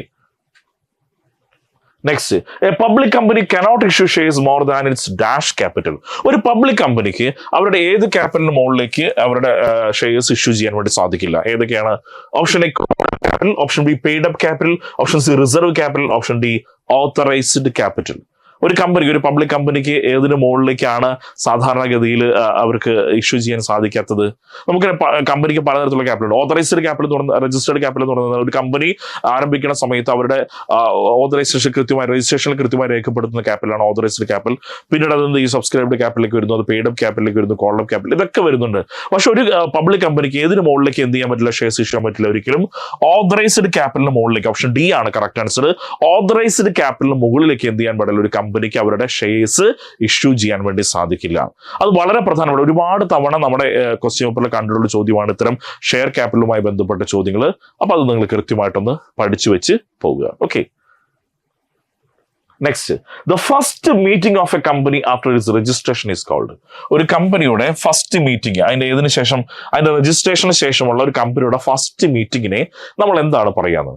option A statutory meeting, option B extra ordinary meeting, option C ordinary meeting, option D annual general meeting. എന്ത് മീറ്റിംഗ് എന്ന് പറയും? ഒരു കമ്പനി രജിസ്റ്റർ ചെയ്ത് ആദ്യത്തെ മീറ്റിംഗ് എന്ന് പറയുന്നത് തീർച്ചയായിട്ടും അത് നമുക്കറിയാം, അതൊരു നിയമപരമായ കമ്പൽഷൻ ആയിരിക്കാം അല്ലെ. അതുകൊണ്ട് തന്നെ എന്താണ്? Statutory meeting. അതൊരെന്താണ്? സ്റ്റാറ്റ്യൂട്ടറി മീറ്റിംഗ് ആണ്. കൃത്യമായി നടത്തിയിരിക്കണം. അപ്പോൾ ആനുവൽ ജനറൽ മീറ്റിംഗ് ഒക്കെ അതുമായി ബന്ധപ്പെട്ട് ഷെയർ ഹോൾഡേഴ്സുമായി ബന്ധപ്പെട്ട് വരുന്നതാണ്. ഓർഡിനറി ജനറൽ മീറ്റിംഗ് ഒക്കെ അതുമായിട്ട് എക്സ്ട്രാ ഓർഡിനറി ജനറൽ മീറ്റിംഗ് ഒക്കെ അതുമായി ബന്ധപ്പെട്ട് വരുന്നതാണ്. പക്ഷെ ഒരിക്കലും ആദ്യത്തെ മീറ്റിംഗ്, ഒരു കമ്പനി രജിസ്റ്റർ ചെയ്ത് കഴിഞ്ഞുള്ള അതിന്റെ ആദ്യത്തെ മീറ്റിംഗ് എന്ന് പറയുന്നത് തീർച്ചയായിട്ടും എന്താണ്? അതൊരു സ്റ്റാറ്റ്യൂട്ടറി മീറ്റിംഗ്. ഒരു കമ്പനി ആരംഭിക്കുന്നതിന്റെ സ്റ്റാറ്റ്യൂട്ടറി മീറ്റിംഗ് ആയിട്ട് നമ്മൾ അതിനെ കണക്കാക്കണം എന്നുള്ളതാണ് പറയുന്നത്. സോ കമ്പനി അക്കൗണ്ട്സ് ഇത്തരം ചോദ്യങ്ങളൊക്കെ 1 by 1 ആയിട്ട് പ്രതീക്ഷിക്കാം. The total of all indirect expenses is known as. എല്ലാ ഇൻഡയറക്റ്റ് എക്സ്പെൻസസിന്റെയും ടോട്ടലിനെ പറയുന്ന, total of all indirect expense, എല്ലാ ഇൻഡയറക്റ്റ് എക്സ്പെൻസസിന്റെയും ടോട്ടലിനെ പറയുന്ന പേരെന്തെന്നുള്ള ചോദ്യം. ഓപ്ഷൻ എ ടോട്ടൽ കോസ്റ്റ് എന്നാണോ, ഓപ്ഷൻ ബി ഓവർ ഹെഡ്സ് എന്നാണോ, ഓപ്ഷൻ സി പ്രൈം കോസ്റ്റ് എന്നാണോ, ഓപ്ഷൻ ഡി വർക്ക് കോസ്റ്റ് എന്നാണോ? Indirect expenses ആണ്, ശ്രദ്ധിക്കണം. ഡയറക്റ്റ് എക്സ്പെൻസസിന്റെ ടോട്ടൽ ആണെങ്കിൽ നമ്മൾ പെട്ടെന്ന് പറയും ആരാണ്? പ്രൈം കോസ്റ്റ് ആണ്. അതായത് ഡയറക്റ്റ് എക്സ്പെൻസസ് പറഞ്ഞാൽ എന്തൊക്കെയാണ്? ഡയറക്റ്റ് മെറ്റീരിയലും ഡയറക്റ്റ് ലേബറും ഡയറക്റ്റ് എക്സ്പെൻസസ് ഒക്കെ വരുന്നതാണ് ഇത് ഡയറക്റ്റ് എക്സ്പെൻസസ് പറയുന്ന ഒരു കാറ്റഗറി. അതിന്റെ ടോട്ടൽ എപ്പോഴും പ്രൈം കോസ്റ്റ് ആണ് അല്ലെ. അതിന്റെ ടോട്ടൽ പ്രൈം കോസ്റ്റ്. അപ്പോൾ ഇൻഡയറക്റ്റ് എക്സ്പെൻസസിന്റെ ടോട്ടൽ നമ്മൾ എന്ത് പറയാ? സാധാരണ ഓവർ ഹെഡ്സ് എന്നാണ് പറയുക. ഓപ്ഷൻ ബി ആണ് കറക്റ്റ് ആൻസർ. Over head. ഏതാണ് ഇൻഡയറക്റ്റ് എക്സ്പെൻസസ് പറഞ്ഞു കഴിഞ്ഞാൽ? Indirect material, indirect labour, indirect expense, ഇതെല്ലാം കൂടി ചേർന്നാണ് ഇത് ഇൻഡയറക്റ്റ് എക്സ്പെൻസസ് പറയുന്നത്. അത് വളരെ പ്രധാനപ്പെട്ട ഒരു കാര്യമാണ് ഇൻഡയറക്റ്റ് എക്സ്പെൻസ്. അപ്പോൾ അതിന്റെ ടോട്ടൽ നമ്മൾ സാധാരണ എന്ത് പറയും? ഓവർ ഹെഡ്സ് എന്നാണ് പറയുക. പ്രൈം കോസ്റ്റ് എന്ന് പറഞ്ഞാൽ എന്താണ്? ഡയറക്റ്റ് എക്സ്പെൻസസും ഡയറക്റ്റ് ലേബറും ഡയറക്റ്റ് എക്സ്പെൻസസ് ഒക്കെ ചേർന്നാണ് ഇത് പ്രൈം കോസ്റ്റ് എന്ന് സാധാരണഗതിയിൽ പറയുന്നത്. അപ്പോൾ ഇത്തരം കോസ്റ്റുകളുടെ ഏറ്റവും ബേസിക് ഭാഗത്തു നിന്നുള്ള ചോദ്യങ്ങൾ നമുക്ക് പ്രതീക്ഷിക്കാം. കാരണം ഒരു കാലത്ത് ഫിനാൻഷ്യൽ അക്കൗണ്ടിങ്ങിൽ മാത്രമായിരുന്നു പ്രാധാന്യമെങ്കിൽ പിന്നീട് എന്താണ്? കോസ്റ്റ് അക്കൗണ്ടിങ്ങിലും നിറയെ പ്രാധാന്യമുള്ള ചോദ്യങ്ങളാണ് വന്നുകൊണ്ടിരിക്കുന്നത്. അപ്പോൾ നമുക്ക് കൃത്യമായിട്ട് മനസ്സിലാക്കണം എങ്ങനെയാണ് അതിന്റെ ചോദ്യങ്ങൾ വരുന്നത്, എങ്ങനെയാണ് ഉത്തരങ്ങൾ സംഭവിക്കുന്നത് കൃത്യമായിട്ടൊന്ന് മനസ്സിലാക്കി വെക്കണം. Okay. Next question. The cost which is to be incurred even a business unit is closed. ഒരു ബിസിനസ് യൂണിറ്റ് ക്ലോസ് ചെയ്ത അവസ്ഥയിൽ പോലും എന്താണ് ഉണ്ടാകുന്ന ഒരു കോസ്റ്റിനെ നമ്മൾ എന്ത് പറയുന്നത്? Cost which is to be incurred even a business unit is closed. ഏതൊക്കെയാണ്? Option A imputed cost, option B historical cost, option C sunk cost, option D shut down cost. നമുക്കറിയാം ചില സമയത്ത് നമ്മുടെ ബിസിനസ് സ്ഥാപനങ്ങൾ നമ്മൾ വിചാരിക്കുന്ന ഒരു ലാഭത്തിലൊന്നും ആയിരിക്കും പോകില്ല. ചിലപ്പോൾ വലിയ പ്രശ്നങ്ങളിലൂടെ കടന്നു പോകുന്ന ഒരു സമയമായിരിക്കും. ചിലപ്പോൾ അത് താൽക്കാലത്തേക്ക് സീസൺ ബിസിനസ് ആണ് താൽക്കാലം നിർത്തിവെക്കും.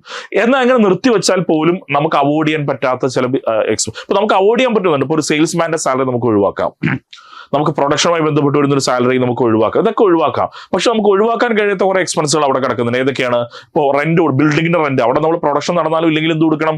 ബിൽഡിങ്ങിന് റെന്റ് കൊടുക്കണം, വാച്ച്മാന് നമ്മൾ സാലറി കൊടുക്കണം അല്ലെ, റേറ്റ്സ് കൊടുക്കണം, ടാക്സ് കൊടുക്കണം, ഇതൊക്കെ കൃത്യമായി കൊടുക്കണ്ടേ?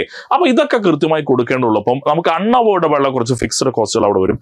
അത്തരം കോസ്റ്റുകൾ നമ്മൾ സാധാരണ എന്താ പറയുക? ഷട്ട് ഡൗൺ കോസ്റ്റ് എന്നാണ്. Option D shut down cost. അതായത് ഒരു ബിസിനസ് ഓൾറെഡി ക്ലോസ് ചെയ്ത അവസ്ഥയിൽ പോലും നമുക്ക് ഉണ്ടാവാൻ സാധ്യതയുള്ള കോസ്റ്റുകൾ എന്ന് പറയുക. ഇത് അൺഅവോയ്ഡബിൾ ഫിക്സഡ് കോസ്റ്റുകളാണ്. ഇത് നമുക്ക് ഒഴിവാക്കാൻ സാധിക്കാത്ത ഫിക്സഡ് കോസ്റ്റുകളാണ് നമ്മൾ സാധാരണ എന്ത് പറയുക? Shut down cost. Unavoidable fixed കോസ്റ്റുകളാണ് നമ്മൾ സാധാരണ ഷട്ട് ഡൗൺ കോസ്റ്റ് എന്ന് നമ്മൾ സാധാരണഗതിയിൽ പറയാറുള്ളത് കൂടി എന്ത് ചെയ്യണം? മനസ്സിലാക്കി വെക്കണം. Okay, very good. Next, dash is a technique of cost ascertainment under which both fixed and variable costs are charged to cost unit. ഒരേപോലെ എന്താണ്? വാരിയബിൾ കോസ്റ്റും ഫിക്സ്ഡ് കോസ്റ്റും ഒരേപോലെ ചാർജ് ചെയ്യപ്പെടുന്നു. ഫിക്സ്ഡ് കോസ്റ്റും വാരിയബിൾ കോസ്റ്റും ഒരേപോലെ കോസ്റ്റ് യൂണിറ്റിലേക്ക് ചാർജ് ചെയ്യപ്പെടുന്നു. ഫിക്സഡ് കോസ്റ്റും വാരിയബിൾ കോസ്റ്റും ഒരേപോലെ ചാർജ് ചെയ്യപ്പെടുന്നത് ഏത് കോസ്റ്റ് അസൈൻമെന്റ് മെത്തേഡിലാണെന്ന് ചോദ്യം. Option A marginal costing, option B standard costing, option C operation costing, option D absorption costing. നമുക്കറിയാം സാധാരണഗതിയിൽ ഫിക്സഡ് കോസ്റ്റിനും വാരിയബിൾ കോസ്റ്റും ഒരുപോലെ പരിഗണിക്കും. ഇപ്പോൾ മാർജിനൽ കോസ്റ്റിംഗിൽ നമ്മൾ എന്തിനു മാത്രമേ പരിഗണിക്കുള്ളൂ? ഓൺലി വാരിയബിൾ കോസ്റ്റിനെ മാത്രമേ പരിഗണിക്കുള്ളൂ. മാർജിനൽ കോസ്റ്റിംഗിന്റെ പ്രത്യേകത എന്താണ്? അവിടെ നമ്മൾ വാരിയബിൾ കോസ്റ്റിംഗ്, അതുകൊണ്ടാണ് മാർജിനൽ കോസ്റ്റിംഗിന്റെ മറ്റൊരു പേര് തന്നെ എന്തായി മാറുന്നത്? വാരിയബിൾ കോസ്റ്റിംഗ് എന്നാണ്. എന്നാൽ ഫിക്സഡ് കോസ്റ്റിനെയും വാരിയബിൾ കോസ്റ്റിനെയും ഒരുപോലെ പരിഗണിക്കുന്ന ഒരു കോസ്റ്റിംഗ് അസർടൈൻമെന്റ് ടെക്നിക്ക് ഏതാണ്? അബ്സോർപ്ഷൻ കോസ്റ്റിംഗ് ആണ്. അതുകൊണ്ടാണ് നമ്മൾ ഇതിനെ ടോട്ടൽ കോസ്റ്റ് അപ്രോച്ച് എന്നുകൂടി പറയുന്നത്. അബ്സോർപ്ഷൻ കോസ്റ്റിംഗ് നമ്മൾ എന്തുകൂടി പറയാറുണ്ട്? ടോട്ടൽ കോസ്റ്റ് അപ്രോച്ച് എന്നുകൂടി പറയുന്നത് എന്തുകൊണ്ടാണ്?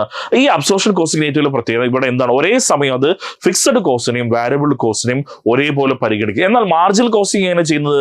മാർജിനൽ കോസ്റ്റിംഗ് എന്ത് ചെയ്യുന്നില്ല, അവിടെ വാരിയബിൾ കോസ്റ്റിനെ മാത്രമേ പരിഗണിക്കൂ. മാർജിനൽ കോസ്റ്റിംഗ് ഏറ്റവും വലിയ പ്രത്യേകത എന്താണ്? അവിടെ വാരിയബിൾ കോസ്റ്റിനെ മാത്രമേ പരിഗണിക്കുന്നുള്ളൂ. ആരെ പരിഗണിക്കുന്നില്ല? ഫിക്സഡ് കോസ്റ്റിനെ പരിഗണിക്കില്ല. ഫിക്സഡ് കോസ്റ്റ് കോൺട്രിബ്യൂഷൻ ഒരു സ്പെഷ്യൽ ഫണ്ടിലേക്ക് നമ്മൾ റൈറ്റ് ഓഫ് ചെയ്യാണ് സാധാരണഗതിയിൽ മാർജിനൽ കോസ്റ്റിംഗിൽ നമ്മൾ ചെയ്യാറ്. ഓക്കെ, അപ്പൊ അത് കോസ്റ്റിംഗിന്റെ ഭാഗത്തുള്ള അത്തരം ചോദ്യങ്ങൾ ഓർത്തു വെക്കുക. Quick ratio is also known as, quick ratio പറയുന്ന മറ്റൊരു പേര് എന്തെന്നാണ് ചോദ്യം. Option A current ratio, option B acid test ratio, option C proprietary ratio, option D gearing ratio. Quick റേഷ്യോക്ക് പറയുന്ന മറ്റൊരു പേര് ഒരുപാട് വട്ടം നമുക്കറിയാം മാനേജ്മെന്റ് അക്കൗണ്ടിങ്ങിന്റെ ഭാഗത്ത് നിന്ന് സ്ഥിരമായി ചോദിക്കുന്ന ഒരു ചോദ്യങ്ങളിൽ ഒന്നാണ് കറണ്ട് റേഷ്യോയും ക്യൂക്ക് റേഷ്യോ. അപ്പോൾ ക്യൂക്ക് റേഷ്യോക്ക് പറയുന്ന മറ്റൊരു പേര് എന്താണ്? തീർച്ചയായിട്ടും ആസിഡ് ടെസ്റ്റ് റേഷ്യോ എന്നാണ്. ക്യൂക്ക് റേഷ്യോക്ക് പറയുന്ന മറ്റൊരു പേര് എന്താണ്? ആസിഡ് ടെസ്റ്റ് റേഷ്യോ എന്നാണ് നമ്മൾ സാധാരണഗതിയിൽ പറയാം. അപ്പോൾ ഇത്തരം റേഷ്യോസ്, കറണ്ട് റേഷ്യോ എന്താണ്, പ്രൊപ്പറേറ്റ് റേഷ്യോ എന്താണ്, ഡെറ്റ് ഇക്വിറ്റി റേഷ്യോ എന്താണെന്നുള്ള ചോദ്യങ്ങൾ കൃത്യമായി പഠിച്ചു വെക്കുക. ആ റേഷ്യോ അനാലിസിസിന്റെ ഭാഗത്തുള്ള ചോദ്യങ്ങളും നമുക്ക് മാനേജ്മെന്റ് അക്കൗണ്ടിങ്ങിന്റെ ഭാഗം എന്ന നിലയിൽ സാധാരണഗതിയിൽ ചോദിക്കാറുണ്ട് എന്നുള്ളത് വളരെ പ്രധാനപ്പെട്ടാണ്. അപ്പൊ അതും കൂടി എന്ത് ചെയ്യുക, കൃത്യമായിട്ട് മനസ്സിലാക്കി വെക്കുക. Next, the basic objective of fund flow statement is to ascertain. ഒരു ഫണ്ട് ഫ്ലോ സ്റ്റേറ്റ്മെന്റിന്റെ ബേസിക് ഒബ്ജക്റ്റീവ് എന്താണ്? ഒരു ഫണ്ട് ഫ്ലോ സ്റ്റേറ്റ്മെന്റിന്റെ ബേസിക് ഒബ്ജക്റ്റീവ് എന്താണെന്നാണ് ചോദ്യം. ഒരു ഫണ്ട് ഫ്ലോ സ്റ്റേറ്റ്മെന്റിന്റെ ബേസിക് ഒബ്ജക്റ്റീവ് എന്താണ്? എന്താണ് ഒരു ഫണ്ട് ഫ്ലോ സ്റ്റേറ്റ്മെന്റിന്റെ ബേസിക് ഒബ്ജക്റ്റീവ് എന്ന് പറയുന്നത്? എന്തായിരിക്കും? Option A change in working capital ആണ്, change in fixed asset, change in fixed liabilities, change in profit. എന്താണ് ഈ ഫണ്ട് ഫ്ലോ സ്റ്റേറ്റ്മെന്റ്? ഫണ്ട് എന്ന് പറഞ്ഞാൽ നമ്മൾ ഉദ്ദേശിക്കുന്നത് വർക്കിംഗ് ക്യാപിറ്റൽ എന്നാണ്. ഫ്ലോ എന്ന് പറഞ്ഞാൽ ചേഞ്ച്. അപ്പോൾ തീർച്ചയായും ഫണ്ട് ഫ്ലോ സ്റ്റേറ്റ്മെന്റ് എന്തിന്റെ ചേഞ്ച് ആണ് കാണിക്കുന്നത്? ഉറപ്പായും ചേഞ്ചസ് ഇൻ വർക്കിംഗ് ക്യാപിറ്റൽ ആണ്. ഓപ്ഷൻ എ ആണ് correct answer, fund flow statement. So fund flow statement കാര്യത്തിൽ ക്യാഷ് ഫ്ലോ സ്റ്റേറ്റ്മെന്റ്, അതുപോലെ ഹൊറിസോണ്ടൽ അനാലിസിസ്, വെർട്ടിക്കൽ അനാലിസിസ്, ഈ ഭാഗങ്ങളിൽ നിന്നുള്ള ചോദ്യങ്ങൾ നമുക്ക് എന്ത് ചെയ്യാം, മാനേജ്മെന്റ് അക്കൗണ്ടിങ്ങിന്റെ ഭാഗമായിട്ട് നമുക്ക് എന്ത് ചെയ്യാം, CSEBയുടെ ക്വസ്റ്റ്യൻ പോലെ പ്രതീക്ഷിക്കാവുന്നതാണ്. സോ ആ ക്വസ്റ്റ്യൻസ് നമ്മൾ വളരെ കൃത്യമായിട്ട് തന്നെ പഠിച്ചു പോകേണ്ടത് വളരെയധികം അത്യാവശ്യമുള്ളൊരു കാര്യമാണ്. ഓക്കെ, അപ്പോൾ നമ്മൾ ഇത്തരം കുറച്ച് ക്വസ്റ്റ്യൻസ് ആണ് നമ്മൾ ഇന്നത്തെ ഭാഗമായിട്ട്, അതായത് വരാനിരിക്കുന്ന CSEB ജൂനിയർ ക്ലർക്ക് ക്യാഷ് എക്സാമിനേഷന് വേണ്ടി നമ്മൾ പ്രിപ്പയർ ചെയ്ത് നിങ്ങളുടെ മുമ്പിൽ അവതരിപ്പിച്ചിരിക്കുന്നത്. ഇത് കുറച്ച് കാര്യം, ഇത് ഈ ക്വസ്റ്റ്യൻസ് മുഴുവൻ പൂർണ്ണമാണ് എന്നുള്ളതല്ല പറയുന്നത്. പക്ഷേ ഈ ക്വസ്റ്റ്യൻസ് എല്ലാം പല മേഖലകളെ റെപ്രസെന്റ് ചെയ്തുകൊണ്ട്, അക്കൗണ്ടിങ്ങിൽ തന്നെ പല മേഖലകൾ റെപ്രസെന്റ് ചെയ്തുകൊണ്ടാണ്. അപ്പോൾ അത്തരം ചോദ്യങ്ങൾ നിങ്ങൾ കൃത്യമായിട്ട് പഠിച്ചു വെക്കുക. നമുക്കറിയാം ഓരോ ചോദ്യം നമുക്ക് നെഗറ്റീവ് മാർക്ക് ഇല്ലാത്തതുകൊണ്ട് തന്നെ കൂടുതൽ സമയം, ടൈം മാനേജ്മെന്റ് വളരെ പ്രധാനപ്പെട്ടാണ്. അപ്പോൾ നമ്മൾ കൃത്യമായിട്ട് എക്സാം എഴുതണം. അപ്പോൾ നമുക്ക് മുന്നിൽ അവസരങ്ങൾ, പ്രത്യേകിച്ച് 2024 എന്ന് പറയുന്നത് സഹകരണ മേഖലയിൽ ഒരു ഗോൾഡൻ ഇയർ ആണ് അല്ലെ. അപ്പൊ അത്തരം ഒരുപാട് കോഴ്സുകൾ, ഇപ്പൊ JCA പോലുള്ള അല്ലെങ്കിൽ CSEBയുടെ പോലുള്ള, കെയർ ഓഫ് ഫെഡ്, മാർക്കറ്റ് ഫെഡ് പോലുള്ളത്, അപ്പെക്സ് സൊസൈറ്റീസുകൾ, കേരള ബാങ്കിലുകൾ, ഇങ്ങനെ ഒരുപാട് പോസ്റ്റുകൾ 1 by 1 ആയിട്ട് വന്നുകൊണ്ടിരിക്കുമ്പോൾ പരീക്ഷകളുടെ എണ്ണം ഇങ്ങനെ വർദ്ധിച്ചുകൊണ്ട്, അപ്പൊ ഇതിനനുസരിച്ച് നമ്മുടെ കോൺഫിഡൻസ് ഒരിക്കലും താഴെ പോരുത്. എപ്പോഴും കോൺഫിഡൻസ് നമ്മൾ മുന്നോട്ട് കൊണ്ടുപോകുക. നമ്മൾ എപ്പോഴും പ്രചോദിതരായിരിക്കുക, നമ്മൾ എപ്പോഴും മോട്ടിവേറ്റഡ് ആയിരിക്കുക. നമ്മുടെ ഏറ്റവും വലിയ മോട്ടിവേഷൻ നമ്മൾ തന്നെയാണെന്നുള്ള തിരിച്ചറിവ് ഉണ്ടായിരിക്കുക. നമുക്കൊരു കൃത്യമായ ലക്ഷ്യമുണ്ടെങ്കിൽ ആ ലക്ഷ്യത്തിൽ എത്തിച്ചേരാൻ എപ്പോഴും നമുക്ക്, കാരണം നമുക്ക് ഒരുപാട് തിരിച്ചടികൾ ഉണ്ടായിരിക്കും, ഒരുപാട് പരാജയങ്ങളൊക്കെ സംഭവിക്കും. അതൊക്കെ സ്വാഭാവികമാണ്. ഇത്തരം പരാജയങ്ങളും ഇത്തരം തിരിച്ചടികളൊക്കെ സ്വാഭാവികമാണ്. അതൊക്കെ മാറ്റിമറിച്ച് നമുക്ക് എന്ത് ചെയ്യണം, മുന്നോട്ട് കൊണ്ടുപോകാൻ സാധിക്കും. എന്നിട്ട് മുന്നോട്ട് കൊണ്ടുപോയിട്ട് അവസാനം നമ്മൾ നൽകുന്നത്, ഇപ്പോൾ കഴിഞ്ഞ ദിവസങ്ങളിലായിട്ട് സോഷ്യൽ മീഡിയയിലാകെ തരംഗമായിരിക്കൊണ്ടിരുന്ന സിനിമയാണ് 12th ഫെയിൽ എന്ന് പറയുന്നൊരു സിനിമ. കണ്ടിട്ടുണ്ടായിരുന്നു നിങ്ങൾ?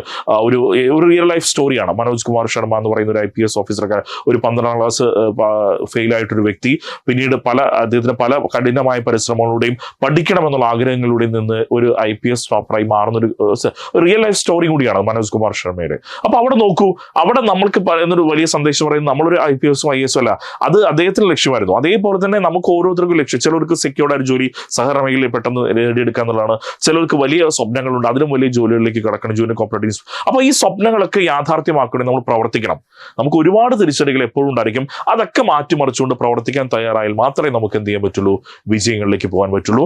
ആ വിജയങ്ങൾ നിങ്ങളുടെ ഓരോ ചൂടിനൊപ്പം ആരുണ്ടായിരിക്കും എൻട്രി ഉണ്ടാവും എന്നൊരു കൃത്യമായ ഉറപ്പാണ് നൽകാൻ പോകുന്നത്. അപ്പോൾ CSEBയുടെ ഈ എക്സാമൊക്കെ കഴിയുന്നു, അടുത്ത എക്സാമിനേഷൻ വരികയാണ്. അപ്പോൾ അടുത്ത എക്സാമിനേഷനും അടുത്ത ബാച്ചിലേക്കുള്ള നമ്മുടെ അഡ്മിഷൻസ് ഒക്കെ ആരംഭിച്ചു കഴിഞ്ഞിരിക്കുന്നു. അപ്പോൾ ആ അഡ്മിഷൻസിലേക്ക് ജോയിൻ ചെയ്യാൻ താല്പര്യമുള്ള എത്രയും പെട്ടെന്ന് നമ്മുടെ ബോർഡ് നമ്പറിലേക്ക് ഒന്ന് കോൾ ചെയ്ത് കഴിഞ്ഞാൽ അഡ്മിഷന്റെ എല്ലാ ഡീറ്റെയിൽസും പറഞ്ഞു തരാണ്. അതുപോലെ തന്നെ ആദ്യമായിട്ടാണ് നമ്മുടെ കോപ്പറേറ്റീവ് ബാങ്കിങ്ങിന്റെ ചാനൽ നിങ്ങൾ കാണുന്നെങ്കിൽ ചാനൽ ഒന്ന് സബ്സ്ക്രൈബ് ചെയ്യുക, നിങ്ങളുടെ സുഹൃത്തുക്കൾക്ക് ഒന്ന് റെക്കമെൻഡ് ചെയ്ത് കൊടുക്കുക. നിങ്ങൾ നൽകുന്ന സ്നേഹവും പിന്തുണയുമാണ് എൻട്രി പോലുള്ള ഈ വലിയ സംരംഭത്തെ മുന്നോട്ട് നയിച്ചുകൊണ്ടിരിക്കുക. അപ്പോൾ തീർച്ചയായിട്ടും ആ സ്നേഹവും സഹകരണവും പിന്തുണയൊക്കെ തുറന്നുകൊണ്ടിരിക്കുക. അപ്പോൾ ഈ എക്സാം എഴുതാൻ പോകുന്ന എല്ലാവർക്കും അക്കൗണ്ടിങ്ങിലും അതുപോലെ തന്നെ മറ്റെല്ലാ വിഷയങ്ങളിലും മികച്ച വിജയം ഉണ്ടാകട്ടെ എന്ന് ഹൃദയം നിറഞ്ഞ് ആശംസിക്കുകയാണ്. അപ്പോൾ അതിനൊപ്പം നിങ്ങളുടെ പഠനവും മുന്നോട്ട് കൊണ്ടുപോകുക. എല്ലായ്പ്പോഴും എല്ലാ സ്റ്റെപ്പിലും നിങ്ങളൊപ്പം ആരുണ്ടായിരിക്കും? എൻട്രി കോപ്പറേറ്റീവ് ബാങ്ക് ഉണ്ടായിരിക്കും. അപ്പോൾ മികച്ച വിജയം സ്വന്തമാകട്ടെ. കൃത്യമായി പഠിക്കുക, കൃത്യമായി എക്സാം എഴുതുക, വലിയ വിജയത്തിലേക്ക് നയിക്കുക. മറ്റൊരു വീഡിയോയിൽ നമുക്ക് വീണ്ടും കാണാം. Thank you.